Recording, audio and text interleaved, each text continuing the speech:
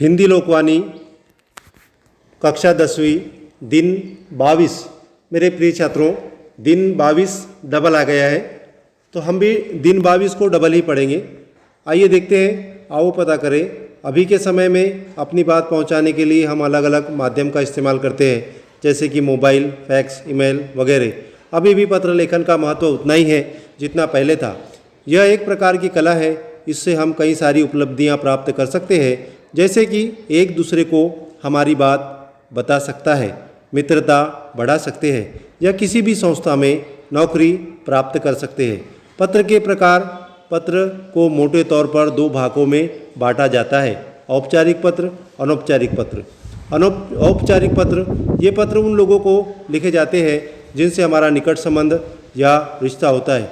विद्यालय के प्रधानाचार्य, विभिन्न संस्थाओं के प्रमुख, कार्यालयों के अलावा अधिकारियों एवं कर्मचारियों को लिखे गए पत्र इसी श्रेणी में आते हैं। अनौपचारिक पत्र पारिवारिक पत्र कहलाते हैं।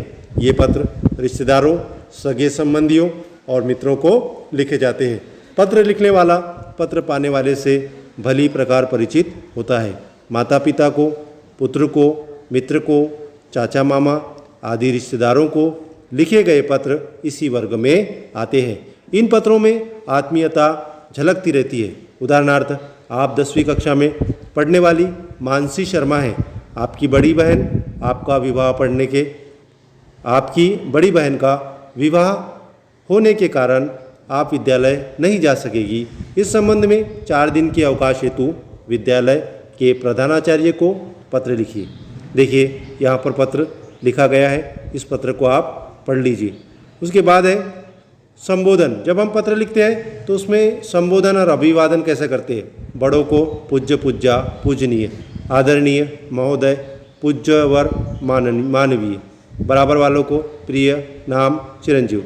छोटों को आयुष्मान, परिचित को महोदय, अपरिचित को महाशय, अधिकारी को मान्यवर। इसमें अभिवादन, जैसे बड़े हैं तो चरण स्पर्श, सादर प्रणाम, नमस्ते। बराबर जो हमारे बराबरी के जो होते हैं उनको चिरंजीव रहो।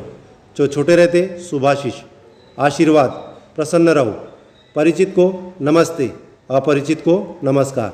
उसके बाद संबंध सूचक शब्द, आपका प्रिय पुत्र, पुत्री, भाई, आपका आज्ञाकारी शिष्य, भवदीय, विनीत, स्नेहाकांक्षी। उसके बाद में बराबर वालों को शुभ चिंतक या शुभकांक्षी। छोटों को शुभेच्छु, हितैषी। और परिचित को भवदीय, प्रार्थी। अपरिचित को भवदीय, प्रार्थिनी। अधिकारी को आपका, आपकी। उसके बाद देखिए पत्र लेखन, कार्यालयीन पत्र यहाँ पर आपको दिया गया है। इसमें दिन 22 डबल आ गया है। इसमें संधि की परिभाषा, भेद और उदाहरण दिए गए।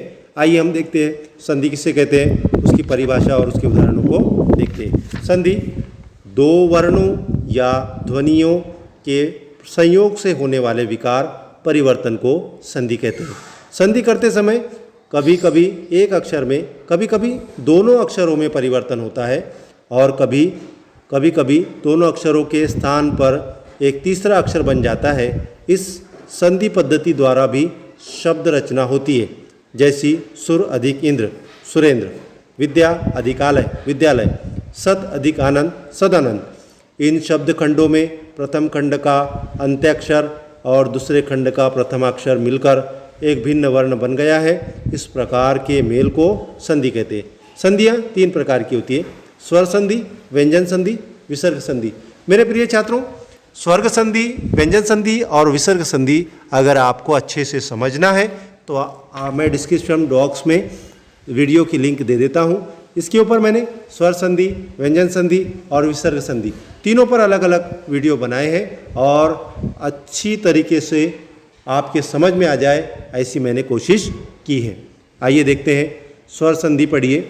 सबको पता होता था कि वे पुस्तकालय में मिलेंगे। वे सदैव स्वाधीनता से विचर आए हैं।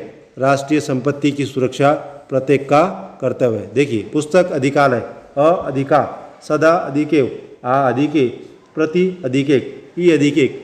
जहाँ स्वर मिलते हैं उसे स्वर संधि कहते हैं, जहाँ व्यंजन मिलते हैं उसे व्यंजन संधि कहते हैं। उत अधिक नति, सम अधिक मान, सत अधिकाचार। और जहाँ विसर्ग होता है, जहाँ पर विसर्ग होता है, जैसे डायरी साहित्य की एक निष्कपट विधा है, उनका पुनरागमन हुआ, मित्र को चोट पहुंचाकर उससे बहुत मनस्ताप हुआ, ये कौन सी है? विसर्ग संधि है। संधि में दो ध्वनियाँ निकट आने पर आपस में मिल जाती है और एक नया रूप धारण कर लेती है। उपरोक्त उदाहरण में हमने पुस्तकालय, सदैव, दो स्वरों के मेल में परिवर्तन हुआ है। इसके बाद में आओ अभ्यास करें। दो वर्णों के मेल से होने वाले विकार को कहते हैं, क्या कहते हैं? दो वर्णों के मेल से होने वाले विकार को क्या कहते हैं? संधि कहते हैं। संधि कितने प्रकार की होती है? 3 प्रकार की होती है। इनमें कौन स्वर संधि का उदाहरण है? इसमें कौन स्वर संधि का उदाहरण है? संयोग, मनोहर, नमस्कार, पवन।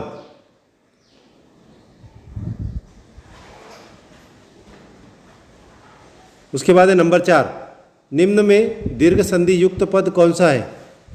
दीर्घ संधि युक्त पद कौन सा है?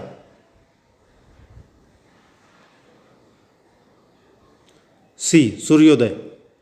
उसके बाद में है निरर्थक का सही संधि विच्छेद क्या है? सी वाला, निरर्थक। धरेश का सही संधि विच्छेद है। उसके बाद निराशा का सही संधि विच्छेद है, सी वाला, नि अधिक आशा। मेरे प्रिय छात्रों, स्वर संधि, व्यंजन संधि, विसर्ग संधि, तीनों संधियों की 2-2 उदाहरण लिखिए। आपको तीनों संधियों के 2-2 उदाहरण लिखना है। अब ये 2-2 उदाहरण आप कहाँ से लिखेंगे?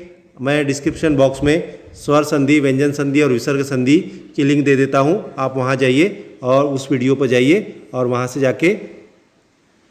से जाके आप इनके उदाहरण लिख लीजिए।